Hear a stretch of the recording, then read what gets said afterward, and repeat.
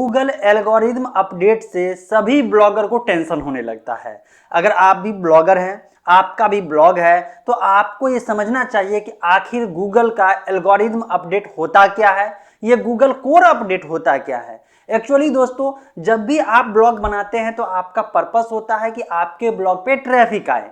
Traffic in the sense कि आपके blog पे ऑर्गेनिक ट्रैफिक आए। ऑर्गेनिक ट्रैफिक के लिए हम और आप जो है अपने ब्लॉग पोस्ट को एसईओ ऑप्टिमाइज करते हैं। कोशिश करते हैं कि लोग जब सर्च करेंगे तो फिर जो है सर्च इंजन के थ्रू सर्च इंजन पे सर्च करेंगे और फिर हमारा ब्लॉग का लिस्ट जो है टॉप 10 के अंदर आएगा, लिंक आएगा और फिर उसके थ्रू जब आएगा लोग तो ये ट्रैफिक बहुत वैल्यूएबल होता है। और जितना ज़्यादा ट्रैफिक मतलब इंटरनेट यूजर विजिटर आपके ब्लॉग पे आएंगे उतना ज़्यादा कमाई होगा। और इसके लिए लोग जो है हमेशा कोई ना कोई ट्रिक अपनाते हैं, कुछ ना कुछ प्रैक्टिस करते रहते हैं और गूगल के सारे रूल्स रेगुलेशन को फॉलो करने के साथ साथ क्या करते हैं, कुछ ऐसा जो ट्रिक अपनाते हैं जिससे दूसरे के ब्लॉग से ज़्यादा रैंक हो जाता है।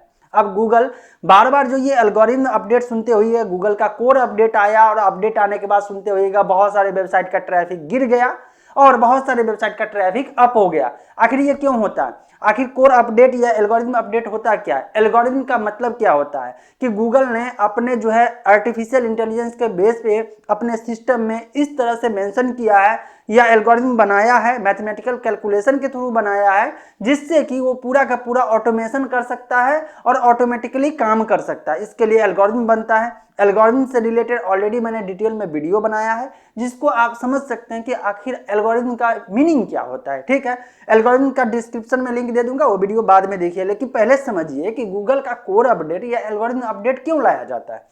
आप भी सोचते हो कि एक बार एल्गोरिथम अपडेट आ गया, एल्गोरिथम बन गया, फिर अपडेट लाने की क्या जरूरत है। सिंपल सी बात है कि आज मान लीजिए कि आपने सीख गया, आप सीख लिए कहीं ना कहीं से धीरे धीरे आप जो है कुछ सीखे और सीखने के बाद अपने ब्लॉग का जो है रैंकिंग नंबर 1 पे करना शुरू कर दिए, पेज 1 पे करना शुरू कर दिए। अब इतने सारे इंटरनेट पे जो है ब्लॉग बनते जा रहे हैं और सब के सब सेम प्रैक्टिस करेंगे तो फिर किसको नंबर 1 पे रखा जाए, किसको नंबर 2 वाले पेज पे रखा जाए, है ना, या टॉप 10 के अंदर या टॉप 10 से ज्यादा में रखा जाए।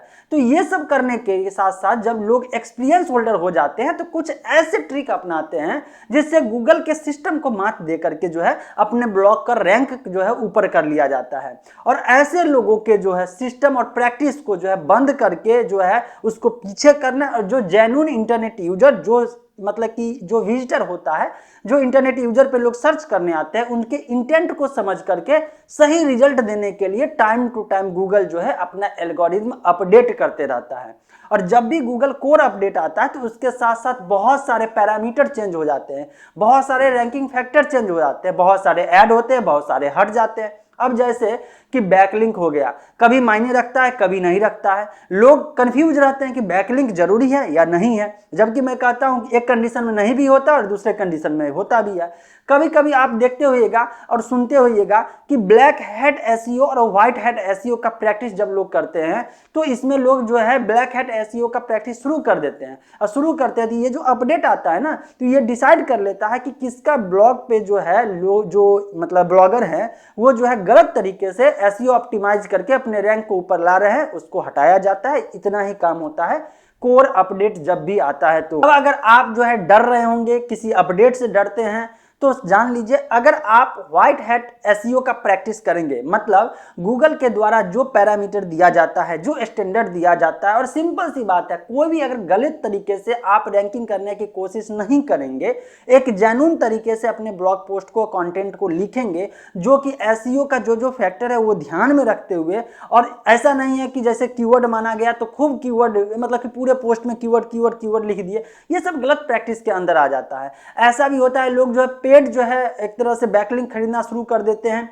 या अपना जो है एक तरह से प्राइवेट ब्लॉग नेटवर्क बना करके एक दूसरे से खूब लिंक करते रहते हैं लिंक की संख्या बढ़ाने के लिए। तो ये सब गलत प्रैक्टिस हो जाता है। तो गलत प्रैक्टिस को जो है कैसे जो है आप अपने आप को जो है मतलब कि हटा करके, और हमेशा गूगल के ये जो पेनलाइज करने वाला सिस्टम है, जब भी अपडेट आता है तो बहुत सारे ब्लॉग पे पेनलाइजेशन लगता है, पेनलाइज होता है तो उसका जो है रैंक नहीं होता है, ट्रैफिक डाउन हो जाता है। ये सबसे बचना तो आप चाहेंगे ना, तो इसके लिए सिंपल सा ट्रिक है, कभी भी जो है ओवर स्मार्ट बनने का कोशिश मत करिएगा। कभी भी गलत तरीके से अपने ब्लॉग पोस्ट को रैंक करके नंबर 1 लाने की कोशिश मत करिएगा।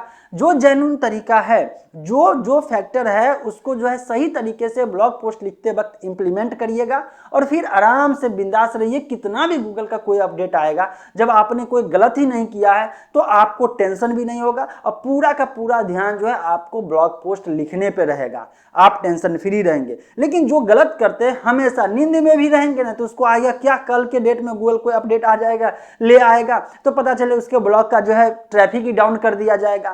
तो ये चीज मैं खुद अपने ब्लॉग पे प्रैक्टिस किया हूं और मैंने देखा है, कभी भी मैं कोई गलत काम नहीं किया हूं तो मेरा जो ब्लॉग का ट्रैफिक बढ़ता ही जा रहा है और कभी कभार अपडेट आया तो कुछ दिन के लिए घटा और फिर से अपने पोजीशन पे आ जाता है।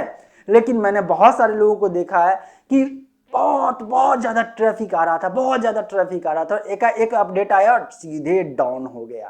तो ये सब चीज से आपको बचना चाहिए।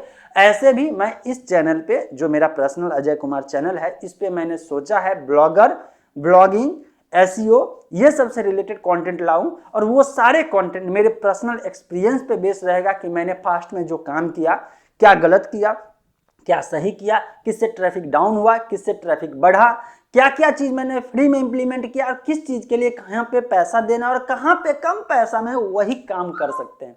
आपको विश्वास नहीं होगा, लोग जो है गूगल का जो पेज स्पीड है, पेज स्पीड इनसाइड है, वहां पे अपने ब्लॉग का जो एक तरह से स्पीड टेस्ट करते हैं, उसमें 100/100 लाने के लिए लोगों का पसीना छूट जाता है।